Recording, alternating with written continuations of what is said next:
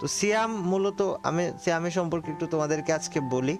সিয়াম হচ্ছে ইন্টারমিডিয়েটে পড়তো, যদিও ওর একটু গ্যাপ গিয়েছিল, না হলে ও এবার এসএসসি দিত।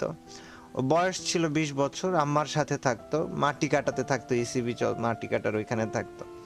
তো সিয়াম অসুস্থ হওয়ার পরে খুব বেশি দিন লাগে নাই, আমাকে আমাকে ফ্রিক জানায় যে ভাই সিয়াম তো এরকম অসুস্থ, ওর তো লাংস ইনফেকশন হয়েছে।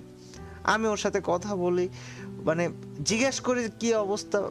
বিশ্বাস করো ভাই, মানে কসম খোদার, ও যে একটা ছেলে, ও যে একটা মারা গেছে, ও যে একটা ছেলে, ওর কথাবার্তা কোনো জায়গায় তুমি বলতেই পারবা না যে ছেলেটা অসুস্থ, মানে ও অসুস্থ, বা ওর কথার মধ্যে এরকম ধরনই নাই। এরা আসলেও অন্যরকম একটা ছেলে, একটা ফাইটার তো ফাইটারই, মানে কথা বলার মধ্যে ভাই কোনো রকমের অসুস্থতার কোনো লক্ষণ নাই। আমি লাস্ট কিছু কিছু দু এক সপ্তাহ আগে, 1 সপ্তাহ বা 10 দিন আগে, ওরা যখন এফএফবিসি খেলার ওই টাইমটা, ওর আম্মার সাথে কথা হয়, ওর সাথে কথা হয়। ও আমারে বলে যে ভাই আমি জিজ্ঞেস করি কি অবস্থা, তুই কবে সুস্থ হবি? বলে ভাই এখন যেহেতু লাংস ইনফেকশন হয়েছে, তো ইন্ডিয়া যেতে চাচ্ছি, ইন্ডিয়া যে একটু অপারেশন করাইতে হবে, বাংলাদেশে ডাক্তারকে দিয়ে অপারেশন করাইলে ভাই জানেনি তো, মানে বাংলাদেশের উপরে আমাদের ম্যাক্সিমাম মানুষের ভরসা নাই, বিকজ বাংলাদেশ একটা এমন পর্যায়ে থাকার দেশ, এদেশের সব থেকেও এদেশে কিছু নাই। এই দেশের জন্য এর থেকে বড় ব্যর্থতা আর কিছু নাই। আমার ছোট ভাই চিতা সিয়াম যে বেঁচে নাই, সিয়াম বলছে যে ভাই বাংলাদেশে চিকিৎসা করাবো না, আমি ইন্ডিয়াতে ভাই টিকিট করাইতে দিতেছি বা ভিসা করাইতে দিতেছি, আমি ইন্ডিয়াতে যে অপারেশন করবি। কয়েকদিন আগে কথা বললাম, আমি তোমাদেরকে বলি, ওর সাথে আমার লাস্ট কথা হয় হচ্ছে জুনের 30 তারিখে। ও বলে যে ভাই ভিসা অ্যাপ্লাই যে করবে, ওনাকে টাকা পাঠাতে হবে। আমি বলি যে আচ্ছা ঠিক আছে, সমস্যা নাই, তুই ঘুমাই যা, আমি রাতের মধ্যে পাঠিয়ে দিচ্ছি। তো ও নিজেকে মানে সুস্থ করার জন্য যথেষ্ট যথেষ্ট আশাবাদী ছিল ভাই, যথেষ্ট মানে যথেষ্ট আশাবাদী ছিল। ওর হয়েছিল কি, স্পেশালি লাংস ইনফেকশন হয়েছিল, আর যার কারণে ওর হাতে পায়ে সারা শরীরে পানি জমে যাচ্ছিল। এবং লাস্টে সম্ভবত গত কাল রাতে মিরপুর 11-তে তোমার ছিল, ডেল্টা হেলথ কেয়ারে ভর্তি ছিল। এটা প্রাইভেট হাসপাতালে গেছে 2 দিন হইল। এর আগে ফ্যামিলির মানে সবার কাছ থেকে যতটুকু জানতে পারছিলাম যে ওরা একটা সরকারি হসপিটালে ভর্তি ছিল। আমার কথা হচ্ছে সরকারি হসপিটাল রেখে লাভ কি যদি সেই সরকারি হসপিটাল দিয়ে প্রপার চিকিৎসায় না দিতে পারে।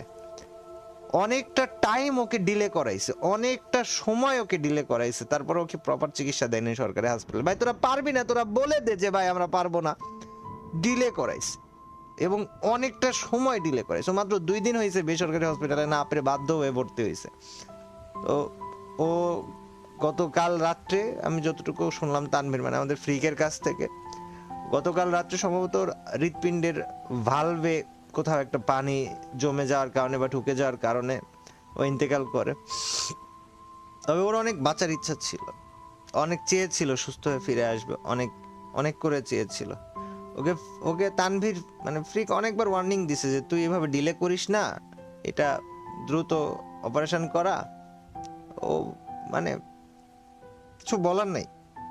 আর তোমরা যারা ভাই স্পোর্টস দেখো, আমি তোমাদেরকে বলি, যারা স্পোর্টস দেখো বা ভালোবাসো বা স্পোর্টস লাভার আছো, ফ্রি মানে জব ব্রেকার স্কোয়াড ফ্রি ফায়ারের বাংলাদেশের স্পোর্টসের শুরু থেকে আজ পর্যন্ত থাকা সব থেকে আমি আবারও বলতেছি, সব থেকে বেশি কনসিস্টেন্ট থাকা স্কোয়াড, এই স্কোয়াডের তানভীর মানে আমাদের ফ্রিক 22, ওরা ফ্রিক, নাইম আলম, চিতা, মানে এই নামগুলো যখন একটা ম্যাচে আসতো কি যে হইতো, যারা পুরাতন প্লেয়ার শুধু তারাই জানে, তা বাদে কেউ হয়তো বুঝতেও পারবে না। আর এই জব ব্রেকার্সের ওই নাইম আলমের সাথে থেকে ওই সময় মাথা নষ্ট গেম প্লে তখনও চিতা দিত, এখনো চিতা দিয়েছে। এফএফবিসি টাইমে ও হসপিটালে ভর্তি, ওর কোনোভাবে হসপিটাল থেকে বের হওয়ার কোনো নিয়ম নাই। ও এফএফবিসি শুরু হওয়ার 5 মিনিট আগে হসপিটাল থেকে পালায়ে হোটেলে আসছে, ম্যাচ খেলছে, আবার পালায়ে চলে গেছে হসপিটালে। একটা ছেলের একটা টুর্নামেন্টের প্রতি, স্পোর্টসের প্রতি, গেমের প্রতি কোন লেভেলের ডেডিকেশন থাকলে আর কোন লেভেলের তার কিছু একটা পাওয়ার ইচ্ছা থাকলে সে নিজের জীবনের ঝুঁকি নিয়ে হইলেও এতদূর যাইতে পারে। যাক গাইস, এই যে প্রোফাইলটা, এটা আমাদের চিতার প্রোফাইল। আমি সার্চ করতেছি যখন, আমি দেখতেছি 1-2 ঘন্টা আগে অনলাইনে ভাই। আমি 3 দিন আগে ওর সাথে কথা বলছি। হ্যাঁ, আমি কোনোভাবে মানে আমি নিউজটা শোনার পর থেকে